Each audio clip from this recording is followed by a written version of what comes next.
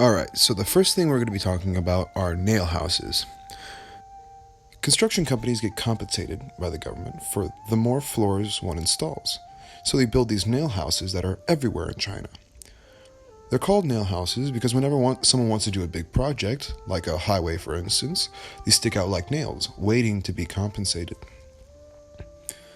And usually, when there is an offer for use of their land, they barter as much as they can, get the highest price.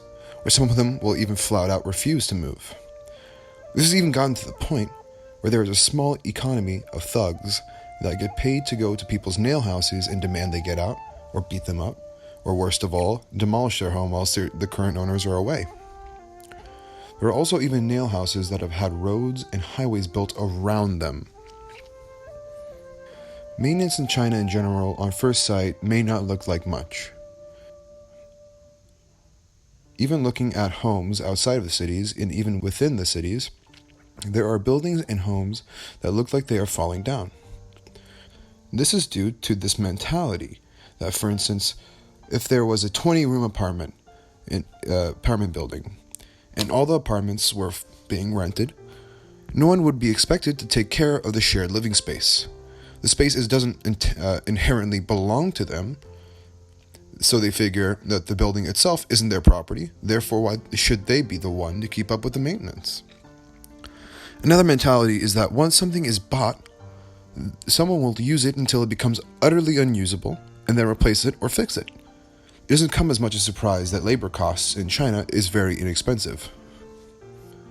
For the next part, we're going to be talking about ghost cities. One of the most famous ghost cities is in Inner Mongolia, called Ordos City. Ordos City is immensely wealthy per capita because of the vast amount of rare earth minerals.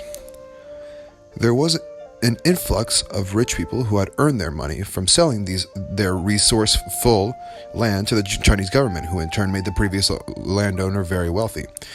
And some of those very wealthy people decided they kept wanting to do business, so they turned to massive property developments, which was very profitable at the time.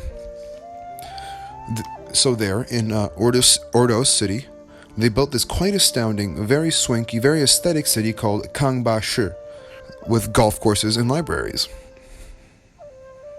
As a result, this was a somewhat talked about news story in the West. A city with a capacity of 500,000, yet there's only 10 to 20,000 people living in the city. This is what defines a ghost city. Not just empty houses and buildings, it's empty shops, empty banks, and entirely unused infrastructure. However, after years of media exposure and given time, Kangba-shi is almost full to this day. There is this situation that a significant amount of China's economy is based on real estate. For a lot of the population, there are very few facets to invest, so people buy real estate and speculate. Unfortunately, when you're in a situation where all of your assets are wrapped up in property and no one wants to live there, you're stuck waiting for the property to go up in price so you can sell. The Chinese government has heavily tried to regulate this, even passing a law that all married couples could only own one property. So people were even getting divorced, however still living together just like before, but just to be able to acquire more property. Interestingly enough, the property that you have is worth more if one keeps the property bare bones, rather than furnish the property with decoration or anything like that. That being because how you might decorate something is different than other people, and it would take time and money to remove the decorations that aren't wanted. So there was this huge real estate boom in China, and a way for the local governments to make some money was to sell land to these massive real estate developers. From there, the developers will make some money and then sell the land and just go on and keep building. These farmhouses are made within months and pop out of nowhere. They are made extremely fast and very inexpensively. Why? Because the government have to pay them set compensation per floor.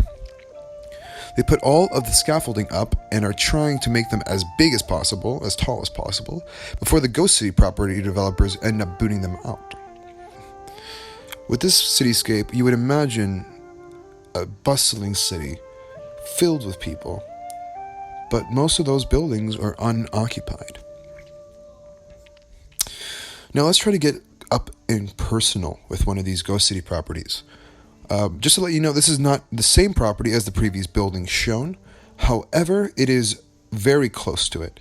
This property is at another Ghost City, and I want you guys to try to guess the age of this property.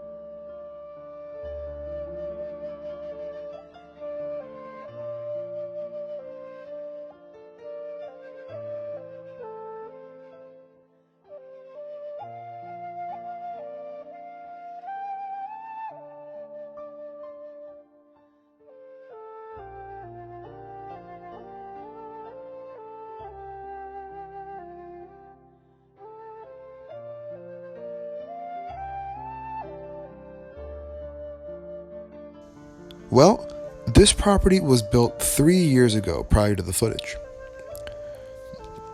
As you can see, this is the surroundings of the property, and some people can even notice that there are more being built.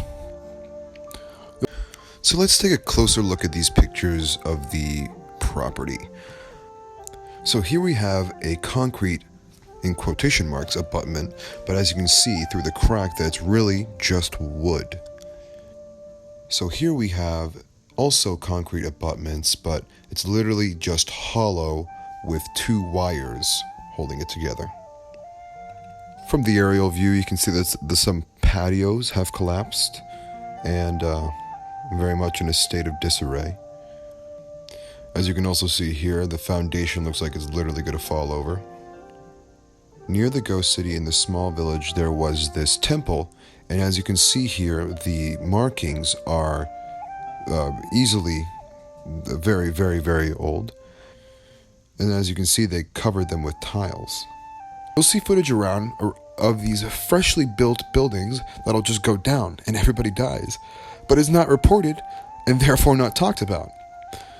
Unfortunately, the building quality over the years are getting so cheap because they have to spring these things up, propped up by the government, and essentially are making these properties out of cardboard and wire.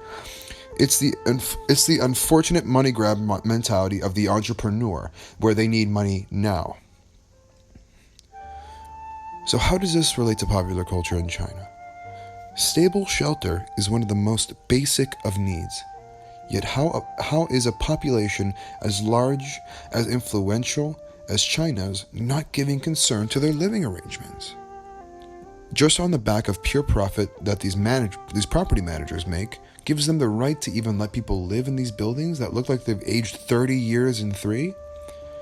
This topic is very rarely talked about in mainland China, yet it directly affects the living standard and safety of everyone.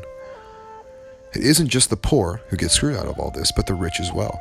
This problem should be regarded as one of the nation's deadliest and most underappreciated epidemics.